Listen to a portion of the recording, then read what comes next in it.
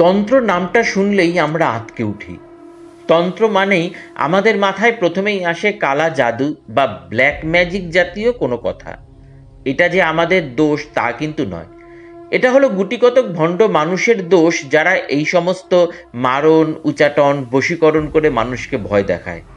এইসব কর্ম করে তারা নিজেদের পকেট ভরায় আর সাধারণ মানুষকে সর্বহারা করে তোলে। এই সব মারণ, উচাটন দ্বারা কত মানুষের প্রাণ কেড়ে নেওয়া হয়, বশীকরণ দ্বারা কত মানুষের সংসার ভেঙে দেওয়া হয়। তাই সাধারণ মানুষ তন্ত্র নাম শুনলেই ভয় পায়, আর এটাই স্বাভাবিক। কিন্তু সবাই জানেন না এই সকল ক্রিয়াকর্ম কুতন্ত্রের মধ্যে পড়ে। আসল তন্ত্রশাস্ত্র মানুষের মুক্তির পথ দেখায়, যা স্বয়ং দেবাদিদেব মহেশ্বরের মুখ থেকে নির্গত। দেবাদিদেব মহেশ্বর যখন ঊর্ধ্বগামী বা শ্রেষ্ঠ মহাপুরুষদের মুক্তির জন্য এইরূপ মুক্তিপ্রদ সর্বশাস্ত্র শ্রেষ্ঠ তন্ত্রশাস্ত্র প্রবর্তন করলেন, তখন স্বয়ং ভগবান বিষ্ণু ওনার কাছে উপস্থিত হলেন এবং বললেন যে এইরূপ তন্ত্রশাস্ত্র দ্বারা সাধন করে যদি সবাই মুক্ত হয়ে যায় তাহলে এই সৃষ্টির কি হবে? তখন মহাদেব তৎক্ষণাৎ ওনার কিছু নিম্ন কুতন্ত্রের সৃষ্টি করলেন, যা মানুষকে মুক্তি তো দেবেই না, উল্টে আরও কর্মজালে জড়িয়ে বিভিন্ন যোনি ভ্রমণ করাবে। তাই দেবাদিদেব মানুষের মুক্তির জন্য তন্ত্র এবং মায়াজালে জড়িয়ে পড়বার জন্য কুতন্ত্র দুটোই সৃষ্টি করেছেন। এবার মানুষের ইচ্ছে সে তন্ত্রের মতন শ্রেষ্ঠ পথে চলে জগজ্জননীর উপাসনা করে মানুষের কল্যাণ করে প্রকৃতির মায়াজাল ছিন্ন করে মুক্ত হবে, নাকি কুতন্ত্রের অন্তর্গত নিম্নতান্ত্রিক প্রয়োগ এবং নিম্ন সাধনা করে ধন সম্পত্তি উপার্জন করবে আর মানুষের ক্ষতি করবে। কিন্তু দুর্ভাগ্যের বিষয়, কলির প্রভাবে মানুষ খারাপ জিনিসেই বেশি আকৃষ্ট হয়। খারাপ জিনিস সহজে সাধন করা যায়, আবার বাধাও কম। অল্প সময়ে অসীম ক্ষমতার অধিকারী হওয়া যায়। কিন্তু মুক্তির পথ বড়ই কঠিন। শুভ শক্তির উপাসনা করে মুক্ত হতে অনেক জন্ম লেগে যায়। এই পথে বাধাও যে অনেক বেশি আসে। তাই তো অধিকাংশেরও বেশি মানুষ এই সহজ নিম্ন সাধনায় প্রবৃত্ত হয়ে বেতাল, পিশাচ, যক্ষ এই সমস্ত অবদেবতার উপাসনা করে তাদের জাগিয়ে সিদ্ধ লাভ করে। এই সিদ্ধই মানুষকে বোকা বানায় আর সর্বশান্ত করে। আসলে সাধারণ মানুষ অত কিছুই বোঝে না। তারা ভাবে এই সমস্ত অলৌকিক ঘটনা উনি ঘটাচ্ছেন মানে উনি বিশাল মহাপুরুষ, কিন্তু তার পিছনে আসল খেলা কেউ জানে না। এইভাবে মানুষের দুর্বলতার সুযোগ নিয়ে মানুষকে নানা রকম ভেলকি দেখিয়ে প্রচুর অর্থ, নাম, যশ উপার্জন করা যায়। কিন্তু ভুলে গেলে চলবে না এইগুলো নিম্নতান্ত্রিক ক্রিয়া। তাই এইসবের ফল কখনোই ভালো হয় না। যিনি এইসব সাধনা করেন তার কর্মফল ভীষণ খারাপ হয়। তাছাড়া অনেকের শেষ অবধি সেই অপদেবতার হাতেই মৃত্যু হয়, এবং সেটা ভয়ঙ্কর মৃত্যু, এবং মৃত্যুর পর প্রেত যোনি প্রাপ্ত হয়। একটা ছুরি যদি একজন হত্যাকারীর হাতে পড়ে, সেটা দিয়ে উনি মানুষকে হত্যা করবেন। তেমনি সেই ছুরিটাই একজন ডাক্তারের হাতে পড়লে সেটা দিয়ে উনি কত মানুষের জীবন বাঁচাবেন। তন্ত্রও ঠিক তাই। তন্ত্রকে আমরা ঠিক কোন কাজে লাগাবো সেটা আমাদের নিজেদের হাতে। মুক্ত হব নাকি চক্রবুজ্জে আবদ্ধ হব সেটা আমাদেরই ঠিক করতে হবে। সবাই বলতেই পারেন যে আমরা কি করে বুঝবো কে আসল তান্ত্রিক আর কে ভণ্ড? সেটা বোঝার কোনো উপায় নেই বন্ধু। কিন্তু এটাও ঠিক, যিনি এইসব উগ্র পথের সাধক তার কথাবার্তা, চালচলন, স্বভাব অবশ্যই মানুষকে বুঝিয়ে দেবে যে উনি একজন ভণ্ড। অন্যদিকে যিনি জিতেন্দ্রীয় মহাপুরুষ, তিনি কখনো চট করে নিজের ক্ষমতা প্রদর্শন করবেন না। উনি সৌম্য রূপধারী হবেন এবং ওনার চোখে অসম্ভব দীপ্তি লক্ষ্য করা যাবে। নিজের যশ বৃদ্ধি উনি একেবারেই চাইবেন না, আর টাকা পয়সা থেকে তো 10 হাত দূরে থাকবেন। এই রকম মানুষের দর্শন পাওয়াও ভাগ্যের। সঠিক তন্ত্রপথে নিশ্চলভাবে সাধন করে যিনি সিদ্ধি পেয়েছেন, তিনি স্বয়ং মহাদেবের সমান, এবং ওনার দর্শনেও মুক্তি পাওয়া যায়। তাই তন্ত্র কখনোই খারাপ না। খারাপ যদি কিছু হয়ে থাকে তা আমাদের রুচি।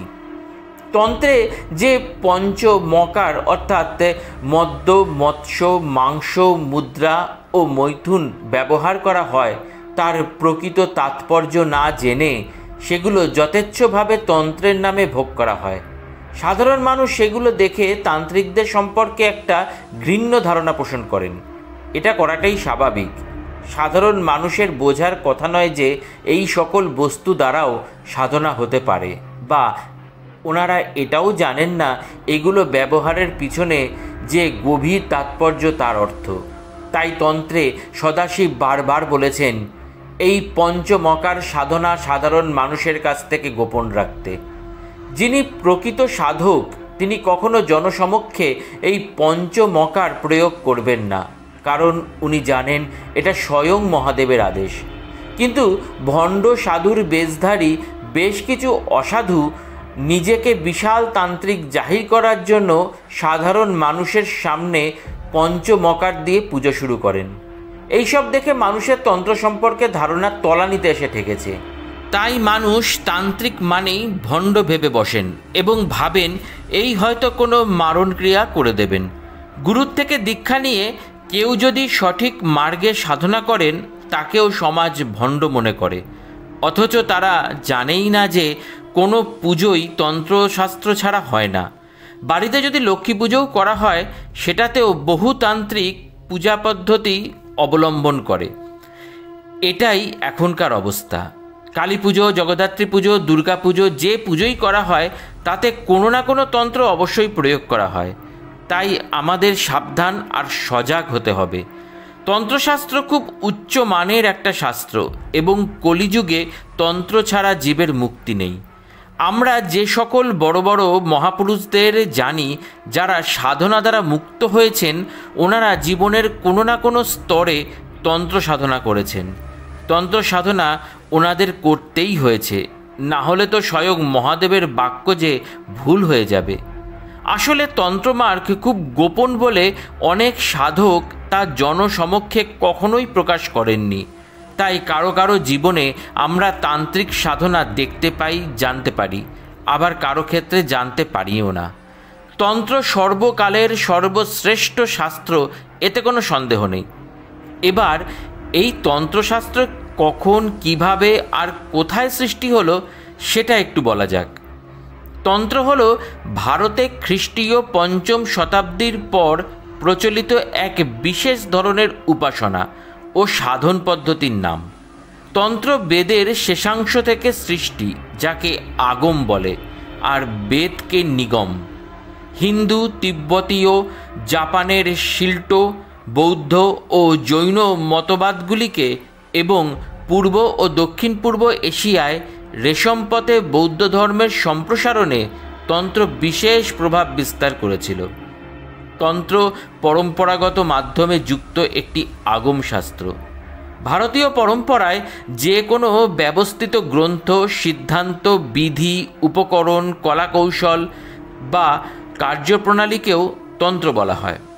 হিন্দু ঐতিহ্যে তন্ত্র প্রধানত শাক্ত সম্প্রদায়ের সঙ্গে যুক্ত, তারপর শৈব সম্প্রদায় আর কিছু ক্ষেত্রে বৈষ্ণব পরম্পরার সাথেও যুক্ত।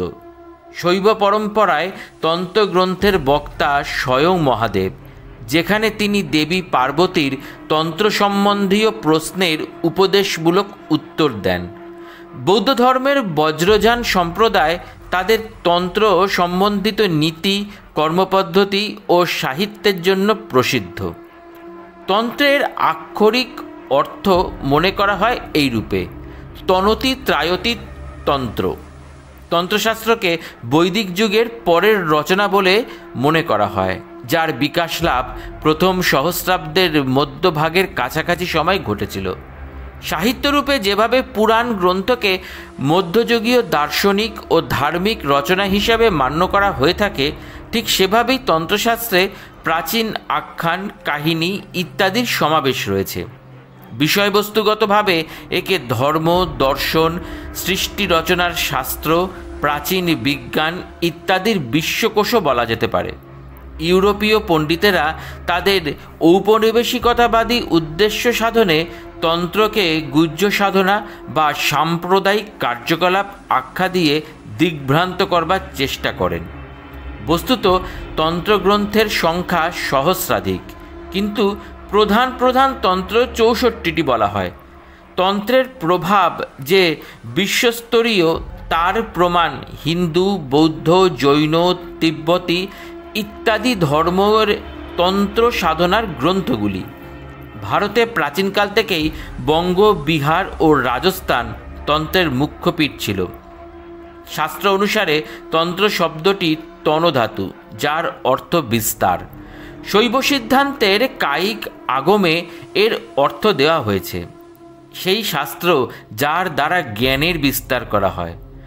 তন্ত্রের তন অর্থাৎ বিস্তার করা এবং ত্রয়ী অর্থাৎ রক্ষা করা, এই দুই ধাতুর সংযোগেই তন্ত্র সিদ্ধ হয়। অর্থাৎ তন্ত্র সামগ্রিকভাবে জ্ঞানের বিস্তার করা ছাড়াও এর ব্যবহারকারীকেও রক্ষা করে। তন্ত্রশাস্ত্রের আরেক নাম আগম শাস্ত্র।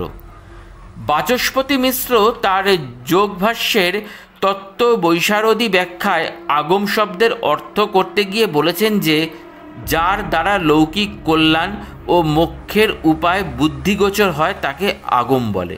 তন্ত্র বা আগমে ব্যবহারই মুখ্য। তন্ত্রে ক্রিয়া ও অনুষ্ঠানের প্রতি জোর দেওয়া হয়।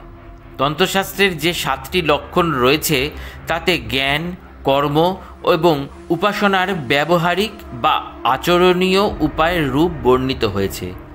এই 7টি লক্ষণ হল: প্রথম নম্বর সৃষ্টি, দ্বিতীয় নম্বর প্রত্যয়, তৃতীয় নম্বর দেবার্চনা, চতুর্থ নম্বর সর্বসাধন অর্থাৎ সিদ্ধিসমূহ প্রাপ্ত করার উপায়, পঞ্চম নম্বর পুরস্চরণ অর্থাৎ মারণ, মোহন, উচ্চাটন ইত্যাদি ক্রীড়াসমূহ, ষষ্ঠ নম্বর ষটকর্ম অর্থাৎ শান্তি, বশীকরণ, স্তম্ভন, বিদ্বেষণ, উচ্চাটন ও মারণের প্রক্রিয়া, এবং সপ্তম ধ্যান, ইষ্টদেবতার স্বরূপ একাগ্র মনে চিন্তা করা। তন্ত্রের দৃষ্টিতে শরীর প্রধান নিমিত্ত। শরীর ছাড়া চেতনার উচ্চস্তরে পৌঁছানোই যায় না। এজন্য তন্ত্রের গূঢ়ার্থ তন বা দেহের মাধ্যমে আপন আত্মার ত্রাণ বা উদ্ধার। বাস্তব ক্ষেত্রে তন্ত্র সাধনায় শরীর, মন ও কলেবরের সূক্ষ্মতম স্তরের সুসমন্বিত ব্যবহার ঘটে। তবে এটি অবশ্যই সত্য যে তন্ত্রের শরীরকে মন, বুদ্ধি ও চেতনার সমান প্রাধান্য দেওয়া হয়েছে। বন্ধুরা, এই ছিল আজকের অজানা একটি তথ্য। তো এই তথ্যটি যদি তোমাদের ভালো লাগে তাহলে অবশ্যই কমেন্ট বক্সে লিখো, আর লাইক, শেয়ার, সাবস্ক্রাইব করে আমার পাশে থেকো, যাতে এই ধরনের অজানা ভিডিও তোমরা সবার আগে দেখতে পাও। আজকের জন্য এইটুকুই। প্রণাম।